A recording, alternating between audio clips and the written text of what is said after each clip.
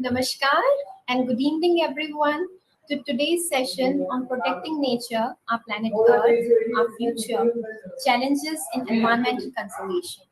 We are honored and grateful to have the opportunity to have distinguished retired Indian Forest Service Officer Dr. Nihal Jain, former Principal Chief Conservator of Forest, Rajasthan, on the occasion of National Civil Services Day and in anticipation of World Earth Day, that is tomorrow.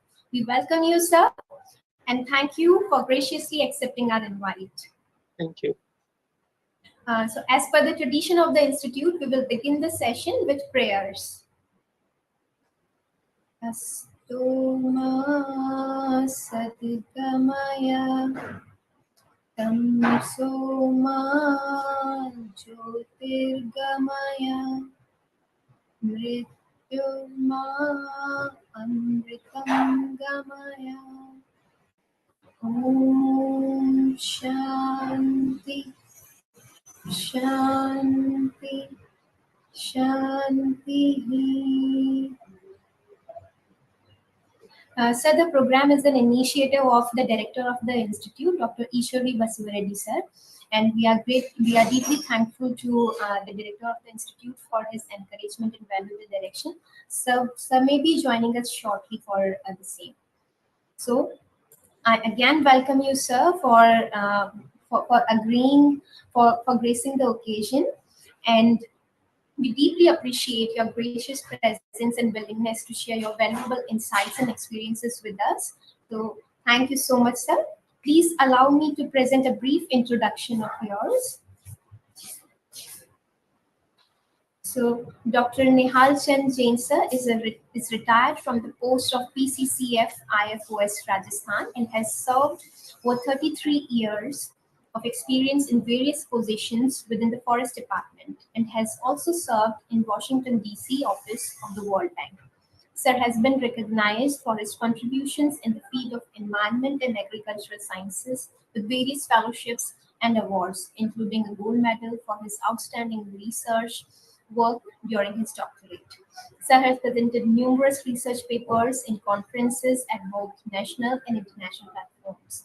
Sir has published book on community managed programs in forestry with the World Bank as a contributor and publisher.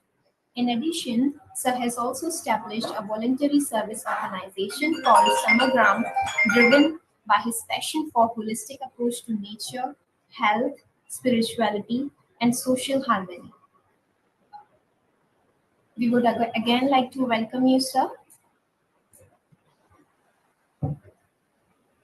Now I respectfully request you to kindly initiate the program with your lecture session. Okay. So, thank you, Dr. Suman. And if our institute director is there, I'd like to also thank him for inviting me. And any other dignitaries, maybe Mohammed Tayyub sir, Ishwar, if they are there. Am I audible properly or my voice is low? Is it okay? So your voice is low. Okay. So, is there any way I can improve it?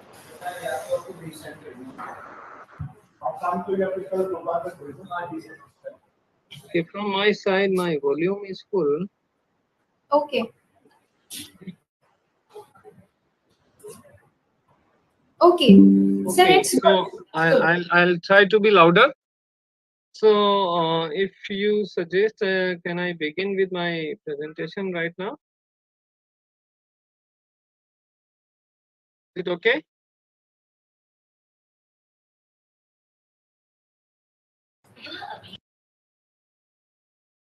Okay, and just to be aware of, like who all are in the audience right now? Sir, they are on our other social media platforms, as in Facebook and other social media platforms. We can find Facebook only. We won't be able to see the audiences here. Okay, so mostly the audience is like yoga scholars and some other people interested. Yes, sir. Okay. So, friends, I begin on the occasion of this World Earth Day and it's a great challenge for all of us, and especially the yoga lovers, the peace lovers, the health lovers, the nature lovers, and the earth lovers. So I understand yoga is the union with the like whole universe, and if we want to connect with universe, then we have to be very much concerned about or aware about our mother nature, our planet earth, which gives us all the energy and all the on the basis of survival. And World Earth Day is a very serious effort by the international community. I'm And sorry. I'm sorry sorry, to yes, interrupt you, sir. I'm extremely sorry, but I want to yeah, inform you that the director of the institute. नहीं कोई बात नहीं continue करें please continue sir I am here don't worry continue Jain साहब okay, okay. Welcome, Dr. Ishwar. So great हाँ to see नमस्कार you. Just I Namaskar. Started in the talk Namaskar. Thank you I yes must introduce to you, sir. I have been a very nature lover, and as a student in Delhi when I was I know doing my doctorate. I know you we will talk after the webinar Yeah, I am in some urgent meeting that's why thank okay, no problem. So I used to visit some very famous yoga institute at Gold Dakhana. Dhiren Brahmachari was running that institute, and I think later on it has evolved. And Dr. Morarji Institute of Yoga is also very well known. I have myself been working on holistic approach to yoga, and I've been taking classes. There's some YouTube videos on my YouTube channel available on what I consider that, and it will be great for me to connect with this institution. Uh, I at the outset I want to introduce also that I am now running this institution called Samagram for more than 2 decades now. And the whole concept is how our life is dealt in a holistic perspective, in a holistic manner. Holism is the root of all live beings. So, all planet Earth, all systems are interconnected. So, in a very nutshell, if I want to clarify this word samagram or holism, is that if we miss any of the elements which are constituting the whole system, then we are probably missing and will not be able to get to the whole picture of it, will not be able to get the whole life, enjoy the whole life, be in a whole union of the with the universe or universal forces or the whole creation or cosmic system. So my argument is that we should be aware about all components, and at some point of time I'll introduce what components I consider for that if I'm left with time. But at the outset, I want to say yoga in itself, if understood in its totality, is a very basically a holistic concept. And it's not merely a form of exercise or even a form of breathing activities. It's a total connection. So in that respect, let me start with my topic today, that we want to protect nature. We want to protect Mother Earth, the planet Earth, which is the very basis of survival. Now, if we want to do that, let us understand two small things: why we should do that and how should we do that. Very fundamental reason for doing that is that the the whole creation, whole system is like that, that it it gives the whole life force, all energy, all our survival mechanism is coming from this ecosystem which is surviving on Mother Earth, and humans are just a species out of maybe 8 million species.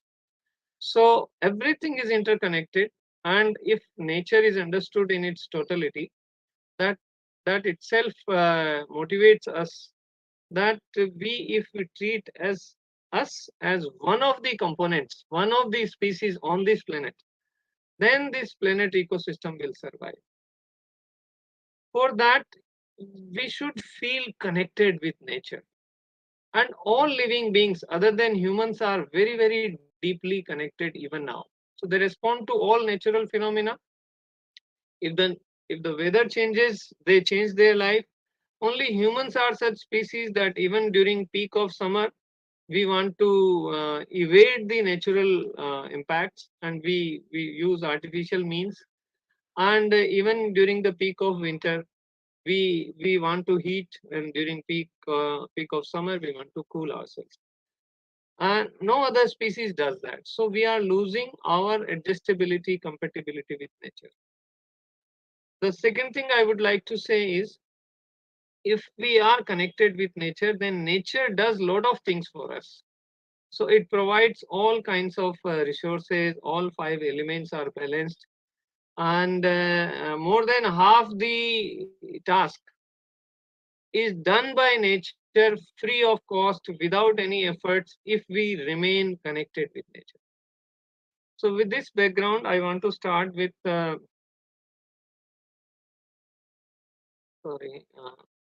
my next slide.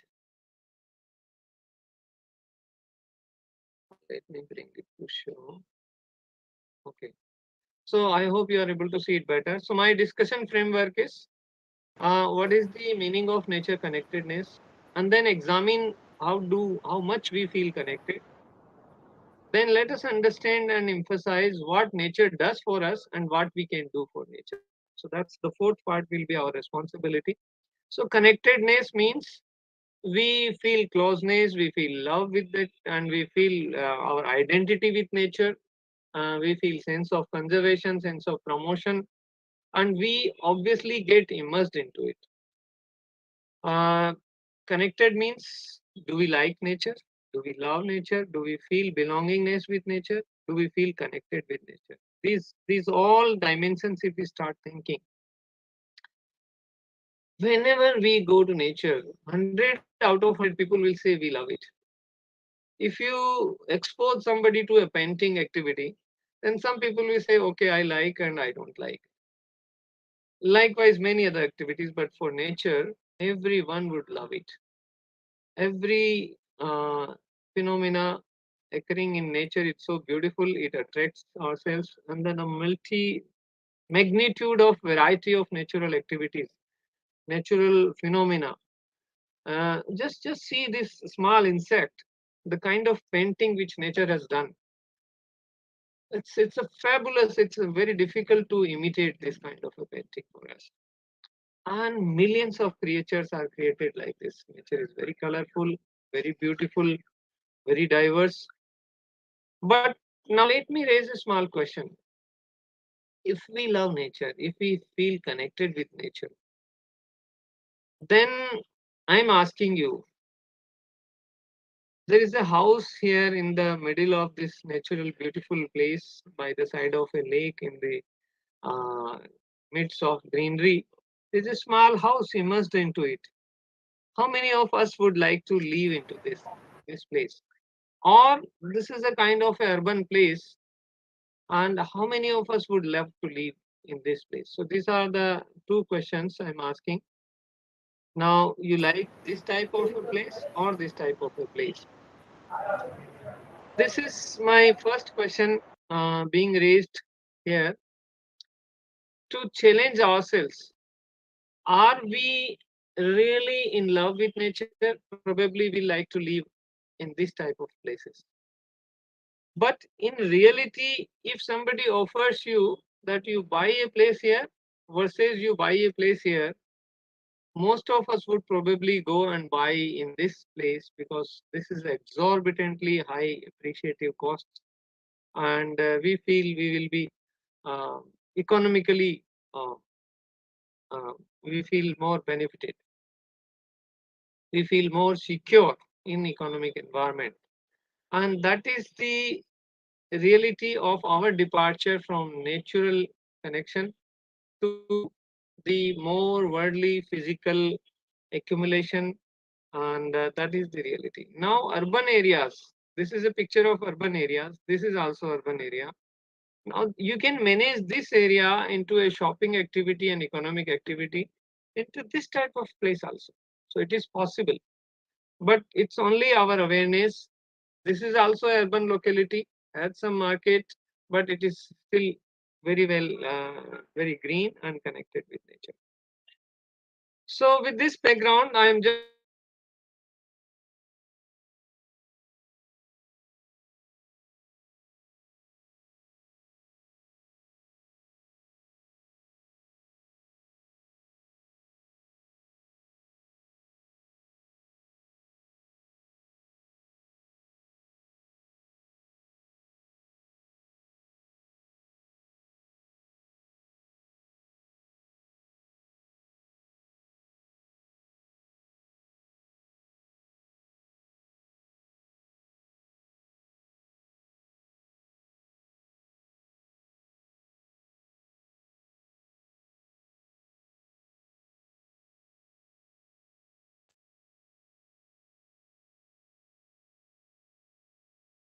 Yes, yes, yes. Continue, please. so shall I go back few slides? Okay. So I'll start with this point again. If I have lost my voice, I'm just asking us to check. In reality, we probably feel we love nature. We probably feel we are very well connected with nature. But in reality, what is changing in this modern life is a variety of gadgets take our time.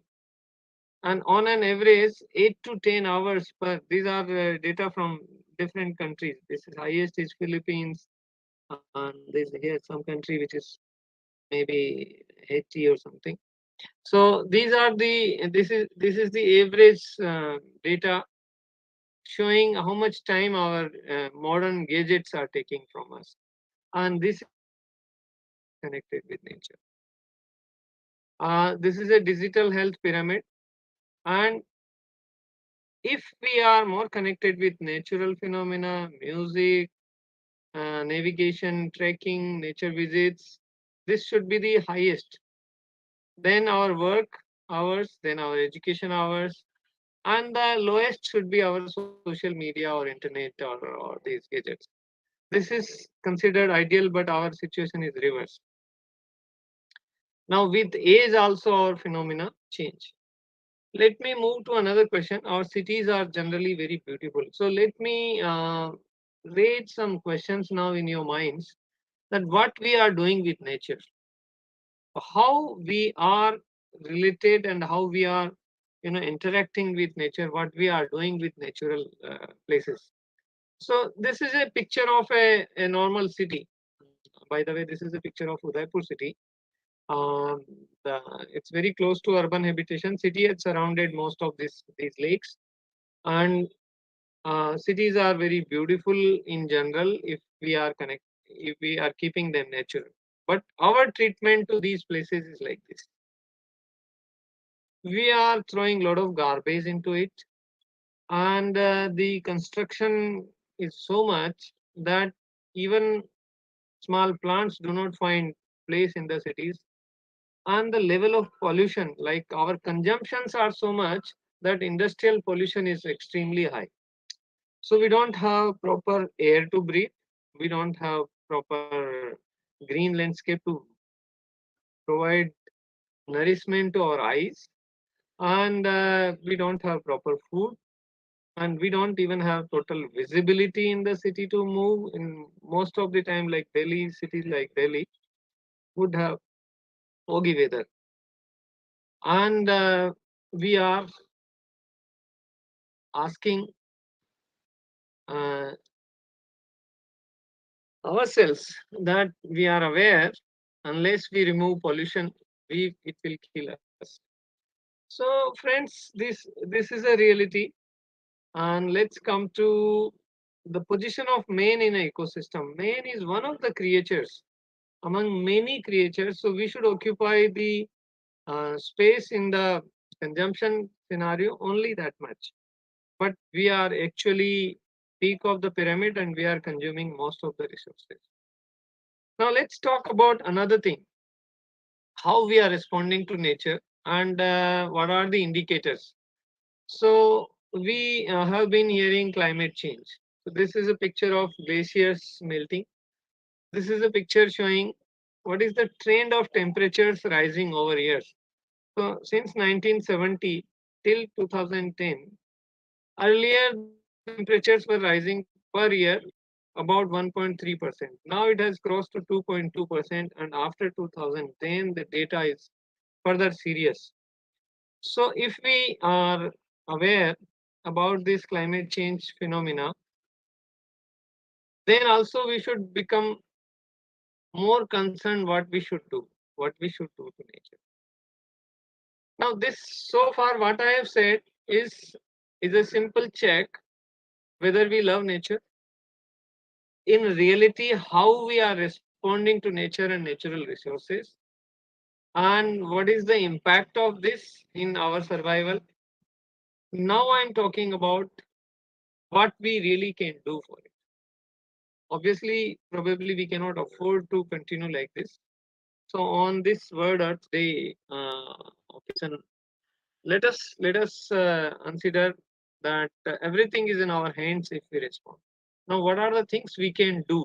So real actions which we can take. I'm talking something about that. So there are a lot of small actions we can do.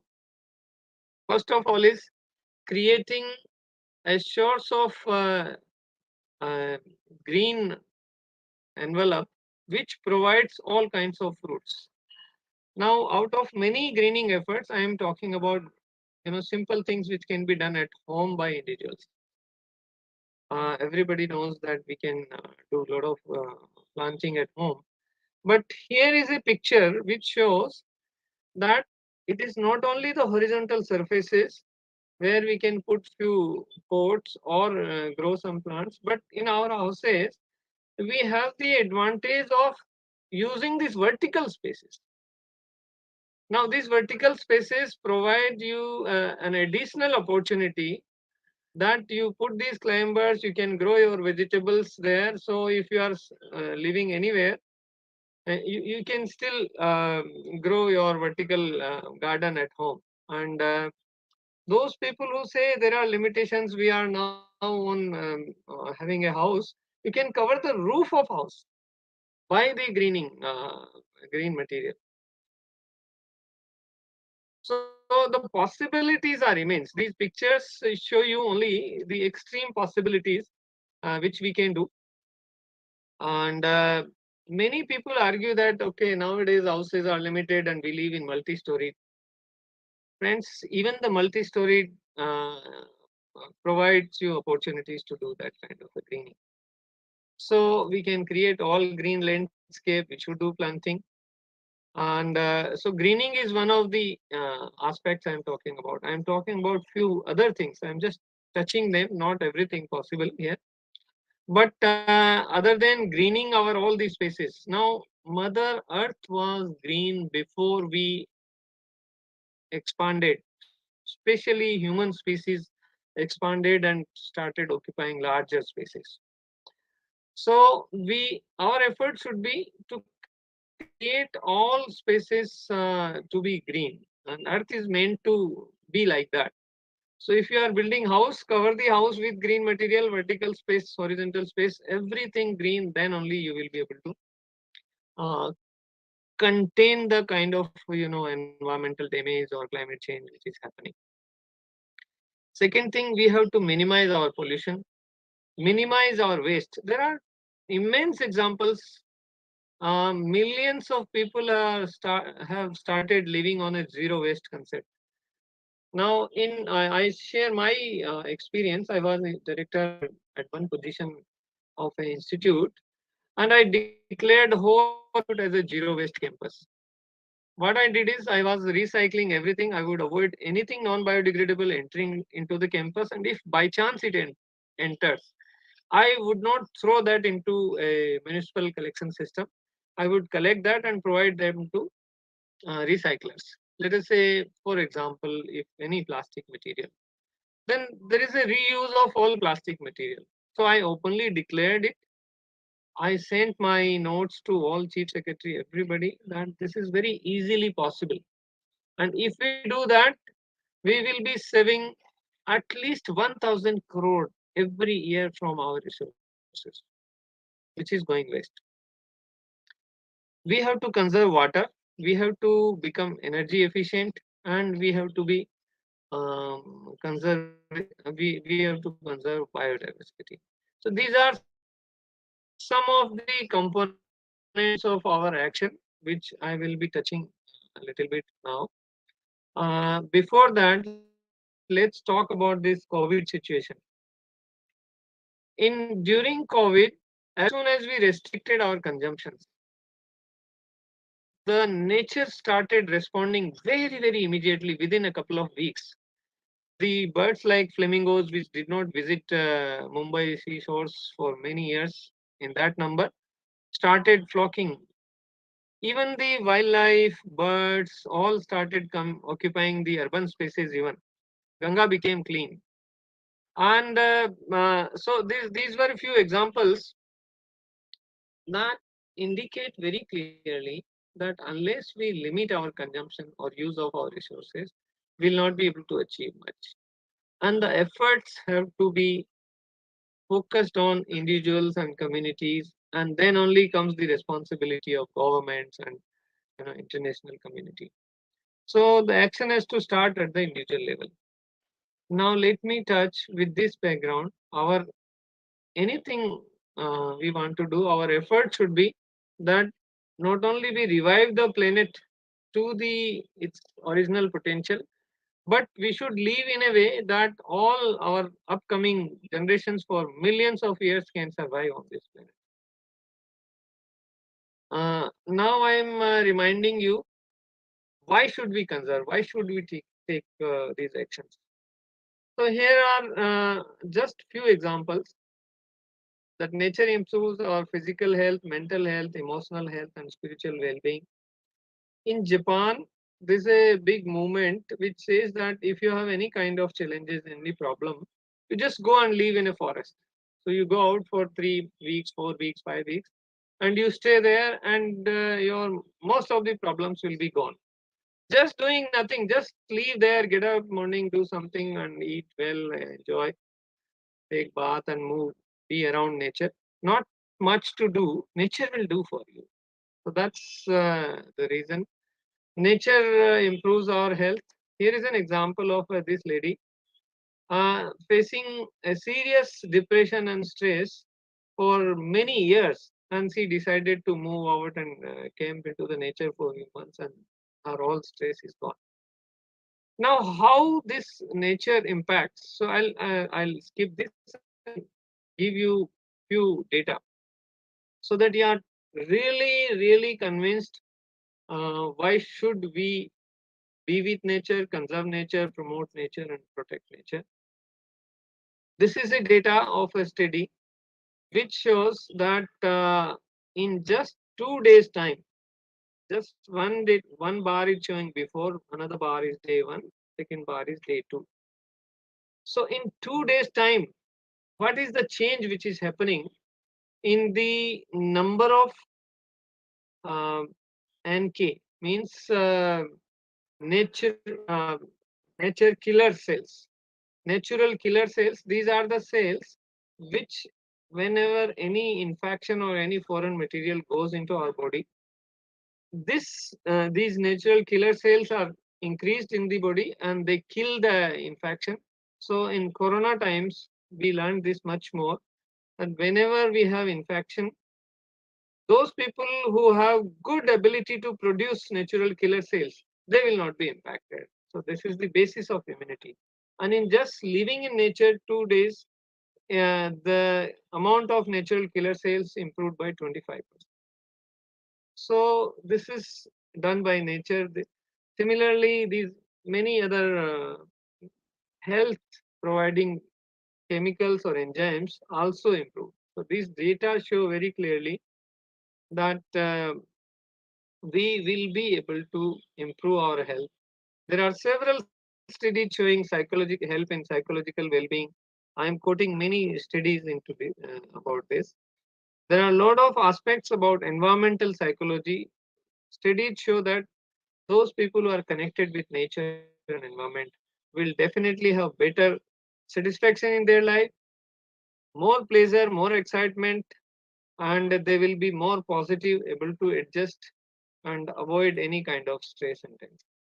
Nature also provides us the basis of spiritual growth.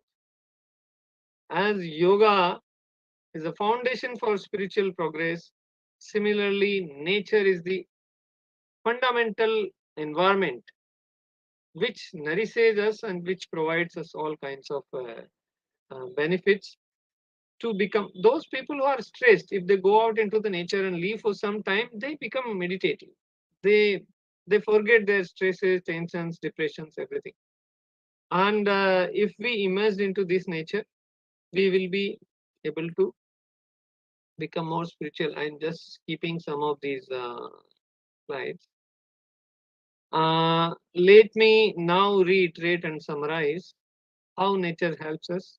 Nature provides us many products. Whatever we eat, whatever we breathe, whatever we live in, whatever houses we build, whatever health issues we have, nature heals us, it relaxes us, and then it lets us go deeper into the uh, our own being in the spirituality.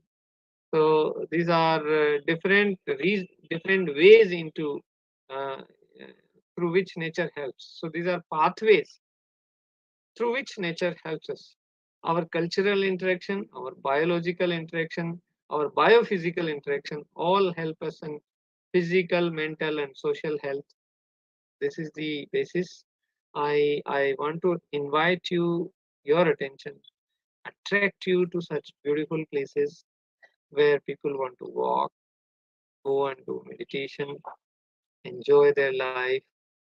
And all spiritual seekers, most spiritual seekers and rishis and saints have done their practices in the natural places. Nature also is a amalgamation of all five elements. So the sky, the fire, the water, the earth, everything is merged into this. So this is what I want to say here, that if we devote more and more time in nature, I argue often that every day we should be in a natural place for 1 to 2 hours. Every week we should be at least there for a half a day. Every month, at least we should be devoting one night or 2 nights. Every 6 months, let's devote a week. Every year, let's devote a month, whatever. And then you will start feeling the balance, the result from nature. So this is our frequency of interaction. If we improve, we will be able to connect back to nature.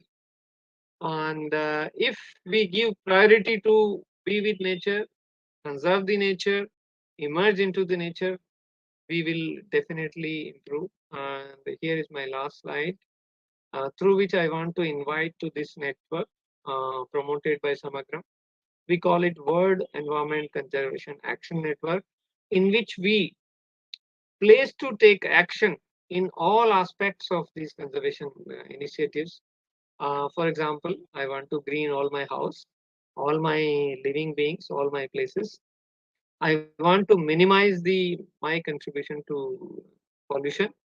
I should use means in a way, my mobility, everything, uh, minimize waste, conserve water, become energy efficient, and conserve biodiversity.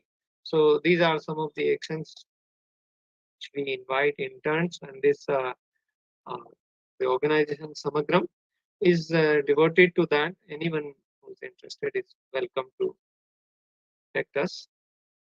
Thank you so much, and I think I want to stop here and invite any reactions and any questions. Thank you so much, sir, for presenting such an engaging session.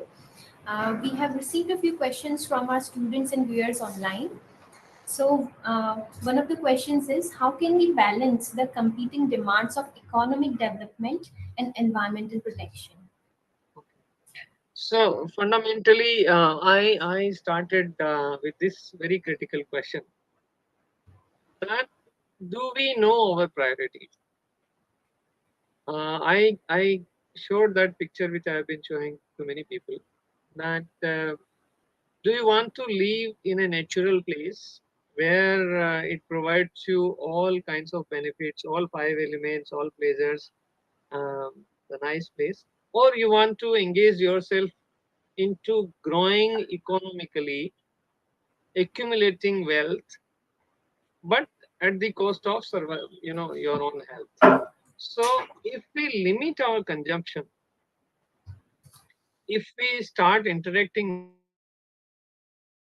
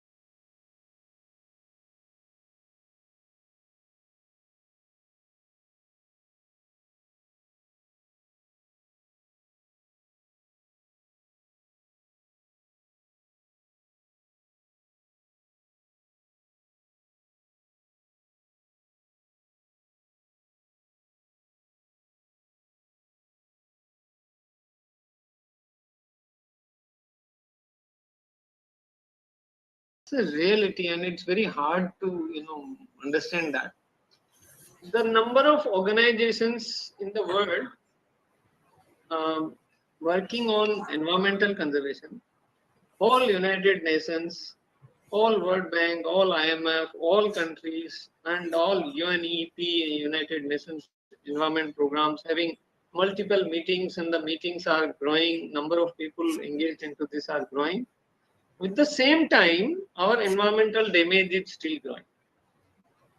So it's all like we are honestly are losing the track. We want to grow economically. Every day we want to measure our economic growth only.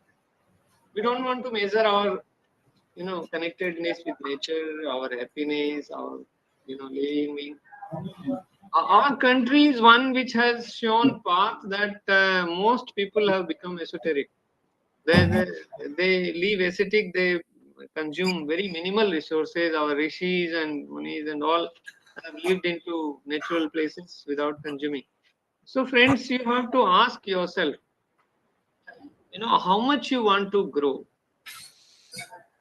Where is the limit? It's the whole money you want to earn more and more. It's just for hospitals. You have to at the last stage you have to pay for your hospitals. So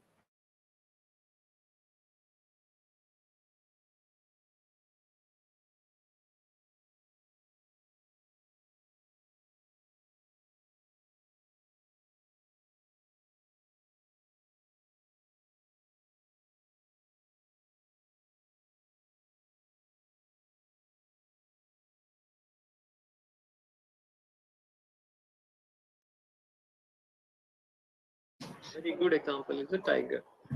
Now, tiger living in a area, if tiger is protected, it's not the tiger alone protected. It's the multitude of species in that area are also protected. That's one point. Second point is, if a species is endangered, let's understand the web of connections. So each species is interdependent on the other species.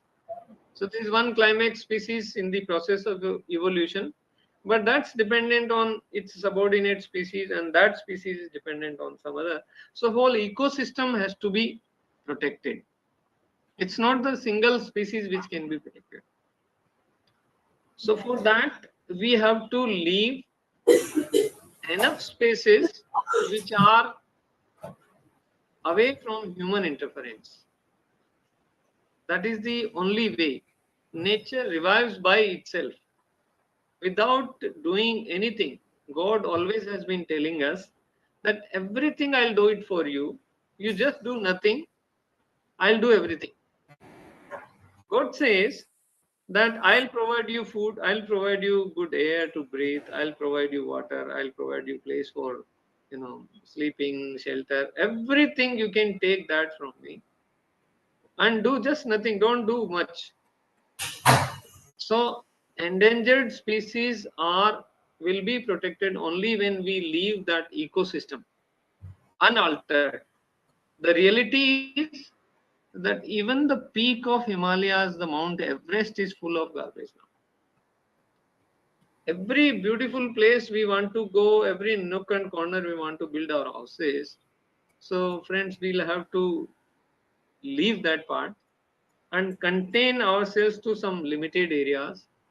So our species is minuscule, 1 out of 8 million.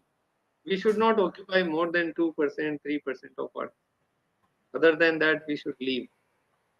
Whatever percent you agree to, 5%, 10%, but leave at least the 90%.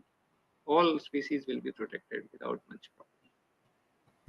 Okay. Another question, which is quite similar to this question, is how can we work with local communities to protect endangered species and their habitats? That's a very, very deep question. Actually, I've written a book on this from and published by the World Bank. And that book deals with how what should be the process of engaging communities.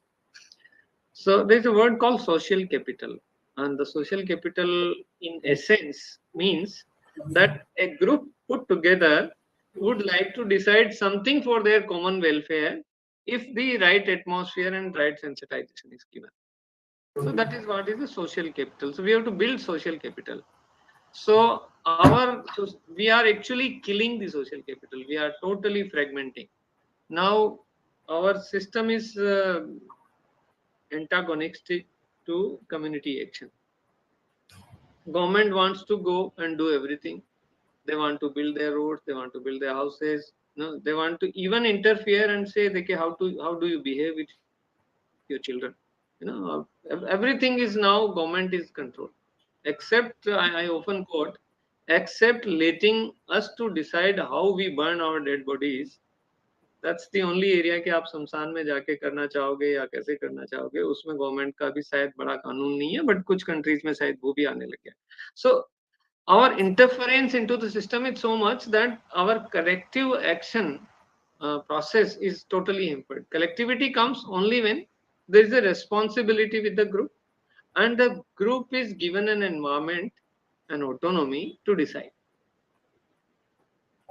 So how to engage community is leave them with that responsibility. Let me quote one good example for this. In Odisha, about a community of about 500 villages, a lot of villages, government was not having money to invest in anything. So some villagers decided that this forest is degrading, so we'll buy the forest and we'll put up houses. So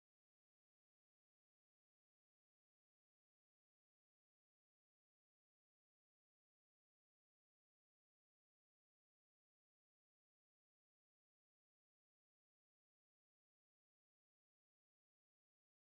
So government decided that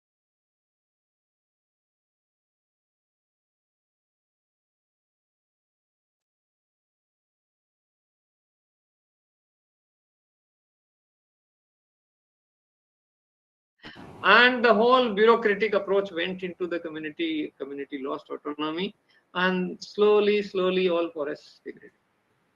We don't want to leave total responsibility. We want to put our hands in. And this is what my book argues. I have globally argued this, that all our policies are in a very wrong direction. By putting a lot of input from our side, a lot of interference from our side is hampering the community action. Okay. And so Yeah. another question is, what role do cultural practices and beliefs can play in environment conservation, Uh, particularly with reference to endangered species? right. Answering rather directly, I'll quote two good examples. If any of you are aware about tribal communities, there's a tree called Mahua tree. Mahua is a Maduka indica. Its a scientific name is Maduka indica. This is a tree found in southern part of Rajasthan, found in whole of MP, Andhra Pradesh, Tamil Nadu, Karnataka, lot of places. And wherever these tribal communities are living, they have uniformly all over the country a rule that nobody will cut any branch of this tree. And all communities follow this. The reason is that this tree provides them seeds, provide flowers, provide fruits, very strong timber. So they decided that this tree, and surprisingly, there was no communication system 1000 years, 2000 years ago between Rajasthan tribals and MP tribals and Chhattisgarh tribals. And there was no, unfortunately or fortunately, no ministry, government, having no social media, nothing. Nobody decided and told them that you make this rule. Every community decided and made their own rules. This was their cultural practice. These cultural practices in local systems evolve by themselves. And everywhere, whenever they realize this is a critical resource, they build their practices around that. In Rajasthan, for example, there is a practice called, sprinkling kesar. So they will take kesar water and sprinkle around an area, and that conveys to all community that nobody will enter and pluck any green material from there. They also have beliefs that if somebody goes in, there will be snake bite, or deity will become annoyed, and somebody will be killed, or somebody will be sick, and all that. So these are kind of cultural practices made by elder. Now, if you want to make these cultural systems, that will be another digester, because our cultural practices imposed from outside would not work. Just leave them, let that those practices evolve. Otherwise, they will become again bureaucratized, and then they will not work. And there are several examples around this also. And so, how can we use technology in supporting the conservatory efforts? Very right. I mean, since we have gone too far from nature, so we have damaged considerable amount of resources. There are a lot of lands which are barren now, and they need to be greened. So technology can help in many ways. And I'll give you example of a very extreme use of a technology called, what is this? Now it is, I'm just missing that name. That we have, what we use, cameras moving around. I'm just missing that word. So that same technology is used for throwing seedlings. So people grow thousands of seedlings, drone technology. So I'm giving you that example. So people have now evolved techniques in which they will put plants on the drone system, and that drone will throw these seedlings on a million hectare area in a system. So Australia, New Zealand, these large territories of lands are using this kind of techniques. There's another example of technique like raising plants by tissue culture. So you raise number of plants in a small area which are highly productive, and then you use them for planting and producing more and more timber and so on. So there are several examples of technology. Every bit of bit aspect of technology is useful. Organic farming techniques, nursery techniques, planting techniques, harvesting techniques, all a lot of technological uses are happening in this. Okay. So, sir, with this positive approach and a hope that the world will work towards the betterment of the environment and our Mother Earth, we will now conclude the session. We thank you so much for your insightful lecture, and it was a pleasure to have you today with us. Thank you, sir. So, we will now conclude it with Shanti Part. Thank you so much. And from my side also, I want to convey serious thanks to everyone, including your director, yourself, and all concerned. Thank you so much. Welcome. Thank you. So, we will have Shanti Part and we will close the session.